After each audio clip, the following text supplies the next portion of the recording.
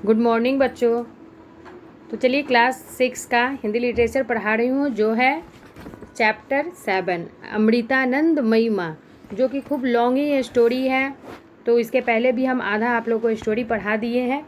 तो चलिए उसके बाद से हम पढ़ा रहे हैं, जो कि राजेंद्र कुमार शास्त्री लेखक के द्वारा लिखा गया है। ममतामयी माँ के मिशन ने मुंबई के पास बदलापुर में कैंसर के असाध्य रोगियों के लिए आश्रम बनाया गया। Amrita institute of medical science and research centre नाम से आधुनिक सुविधा से युक्त एक विशाल अस्पताल बनाया गया। तो वहाँ क्या हो गया, कैंसर के लिए एक रोगियों के लिए वहाँ पर आश्रय बनाया गया और इंस्टीट्यूट नामक उसका नाम रखा गया।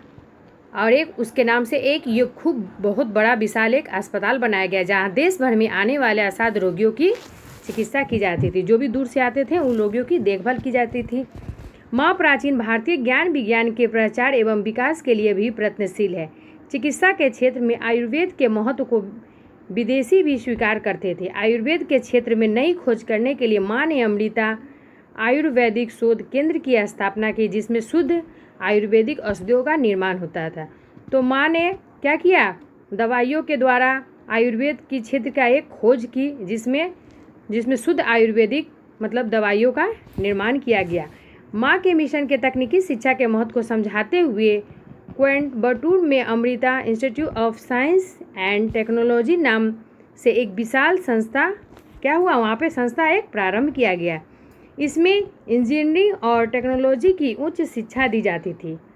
इसी तरह की अन्य अनेक शिक्षा संस्थाएं भी मिशन द्वारा चलाई जाती थी। जो ये मिशन था तो उसमें इंजीनियरिंग और टेक्नोलॉजी की शिक्षा भी उसमें प्राप्त किया जाता था और बहुत सारा शिक्षा भी उस द्वारा चलाई जाती थी। अम्मा का सेवा कार्य प्रातः और देश की सेवाओं में कैद नहीं होती।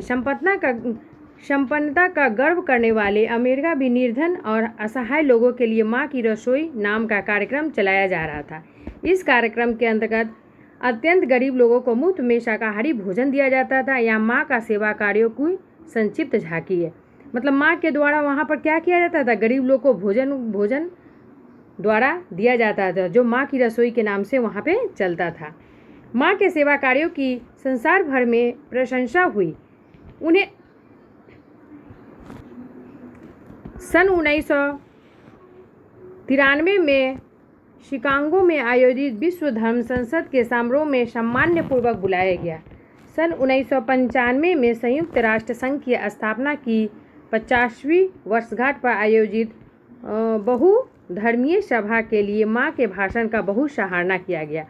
तो वहाँ क्या किया गया, 1993 में विश्व धर्म संसद के समारोह को बुलाया गया यानी आयोजित किया गया, और 95 में संयुक्त राष्ट्र संघ की यानी 50वीं वर्षगांठ बहुधर्मीय सभा में दिया गया, यानी माँ की भाषण, जो माँ भाषण दी थी उसका बहुत मतलब सराहना दिया गया था। अक्टूबर 2002 में माँ को जेनेवा में राष्ट्र संघ के सभागार में गांधी किंग अवार्ड देकर सम्मानित किया गया। यहाँ सम्मान विश्व शांति एवं जन सेवा में अत्यंत महत्वपूर्ण योगदान के लिए दिया जाता है।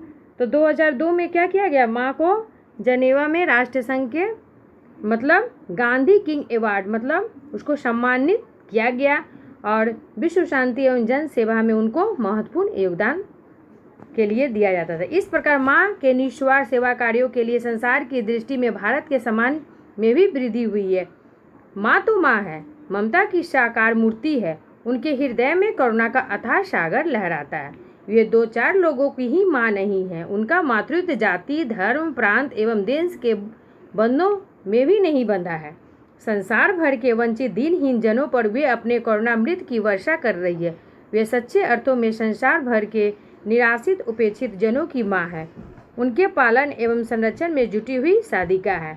तो यहाँ बताया जा रहा है कि वह माँ है जो ममता की साक्षात क्या है, मूर्ति है। वह सभी जाति, धर्म, प्रांत, देश के बंधनों में ही नहीं बंधी है, और संसार में दीनहीन जनों पर वह करुणामृत की वर्षा कर रही है। माँ के स्पर्श मात्र में एक जादू भरा होता है। हम रोज देखते हैं कि असहाय वेदना में बिलबिलाता हुआ शिशु माँ के प्यार भरे आंचल की शीतल छाप पाकर अपनी सब पीड़ाएं सहज ही भूल जाता है। ठीक उसी तरह ममतामयी माँ अमृता के सानिध्य पाकर लाखों पीड़ित जन सांत्वना पाते हैं। तो यहाँ बताया जा रहा है कि माँ के जब एक स्पर्श मात्र में एक क्या होता है, जादू सा भरा होता है, जो जब भी वो एक शिशु माँ के प्यार भरे आंचल की शीतल छा पाता है तो वह सब पीड़ा को क्या करता है, भूल जाता है। वैसा ही माँ अमृता का सानिध्य लाखों लोग पाकर क्या होते हैं, जीवन उन लोग का क्या हो जाता है, धन्य हो जाता है। अम्मा का जीवन निस्वार्थ सेवा और समर्पण का एक उत्कृष्ट उदाहरण है। वे केवल दूसरों की उपदेश देकर ही संतुष्ट नहीं हो पाती, वे स्वयं ही अपनी अनुयायियों के साथ अथक रूप में सेवा कार्य में जुटी रहती थी। वह क्या करती थी, वो केवल दूसरों के प्रति नहीं वह संतुष्ट होती थी, वह स्वयं ही जितना भी लोग आते थे वो अपना सेवा कार्य में उन लोगों की जुटी रहती थी। वे कहती थी कि मैं लोगों के लिए शांति की कामना करती हूँ, मुझसे ही मुझे खुशी होती है। इस संसार में बहुत से लोग खुशहाली और विलासिता का जीवन बिताते हैं, अधिकांश लोग गरीबी और भुखमरी से पीड़ित है। वो बता रही है कि बहुत सारे लोग क्या है, गरीबी से पड़ा हुआ है, यानी भुखमरी से पीड़ित है। प्रेम पूर्वक सहयोग के द्वारा हमें निस्वार्थ भाव से समस्त संसार की सेवा करनी होगी और उसके बदले में किसी प्रतिदान की इच्छा भी हमें नहीं करना चाहिए। यानी गरीब लोग की सेवा हमको क्या करना है, निस्वार्थ करना है, और उसके बदले में हमको किसी की ये नहीं कि हमको इच्छा है कि हम उससे कुछ ले। माँ सचमुच अमृतानंदमयी माँ है। अमृतानंदमयी अर्थात संसार आनंद वाली है। इस संसार के सुख और आनंद तो अस्थायी होते, वे हमेशा कब रह पाते हैं। यदि किसी को अमर आनंद की प्राप्ति हो जाए तो फिर कहना ही क्या है। अमृतानंदमयी माँ दुखी और पीड़ित जनों से मुक्त हस्त से आनंद बांटती है, और आनंद भी एक ऐसा है जो कभी कष्ट न हो। सच्चा अमृतानंद सच्ची ममता और सहानुभूति, निस्वार्थ सेवा और प्रभु प्रेम से रच्चा बसा अलौकिक अमर आनंद है। तो यहाँ क्या है, माँ क्या है, सचमुच अमृतानंदमयी माँ है जो दूसरों को प्यार बांटती है। और अमृतानंदमयी माँ दुखी कभी नहीं होती, वो पीड़ित जनों से मुक्त होकर क्या करती है, खुशी बांटती है, यानी आनंद बांटती है, जो कभी किसी को कष्ट न होए। वह सचमुच क्या है, निस्वार्थ सेवा और प्रभु सेवा की अलौकिक अमर आनंद की सेवा करती है। ईश्वर करे माँ सतायु हो और दुखों की ज्वाला में जलते हुए इस संसार का दीर्घकाल तब तक करुणामृत की वर्षा करती रहे। और बोल रहा है कि जब तक माँ है वो क्या है, वो दुखों की ज्वाला में कोई भी नहीं जलेगा और इस संसार में दीर्घ काल तक अपने करुणामृत की मतलब आशीर्वाद देती रहेगी, यानी वर्षा करती रहेगी। तो निस्वार्थ भाव से दिन दुखियों की सेवा करना ही सबसे बड़ा धर्म होता है, जो राजेंद्र कुमार शास्त्री द्वारा था कि अमृतानंदमयी माँ कितना निस्वार्थ गरीब लोगों की सेवा करती थी और उससे लाखों लोग प्रसन्न होते थे, जो उनको एकदम क्या मानते थे, देवी मानते थे, माँ के रूप में एक देवी है। तो चलिए, ये स्टोरी खूब लॉन्ग था इसलिए 3 वीडियो ही इसका बना है। तो आप लोग ये स्टोरी समझ चुके होंगे। जब तक शब्दार्थ आप लोग लिखिएगा, उसके बाद हम क्वेश्चन आंसर आप लोग को भेजेंगे। तो चलिए, धन्यवाद।